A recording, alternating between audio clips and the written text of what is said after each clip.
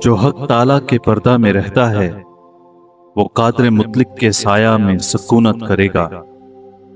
میں خداوند کے بارے میں کہوں گا، وہی میری پناہ اور میرا گڑھ ہے۔ وہ میرا خدا ہے جس پر میرا توکل ہے، کیونکہ وہ تجھے صیاد کے پھندے سے اور مہلک وبا سے چھڑائے گا۔ وہ تجھے اپنے پروں سے چھپا لے گا اور تجھے اس کے بازوؤں کے نیچے پناہ ملے گی۔ اس کی سچائی ڈھال اور سپر ہے۔ تو نہ رات کی ہیبت سے ڈرے گا، نہ دن کو اڑنے والے تیر سے، نہ اس وبا سے جو اندھیرے میں چلتی ہے، نہ اس ہلاکت سے جو دوپہر کو ویران کرتی ہے۔ تیرے آس پاس 1000 گر جائیں گے اور تیرے دہنے ہاتھ کی طرف 10,000۔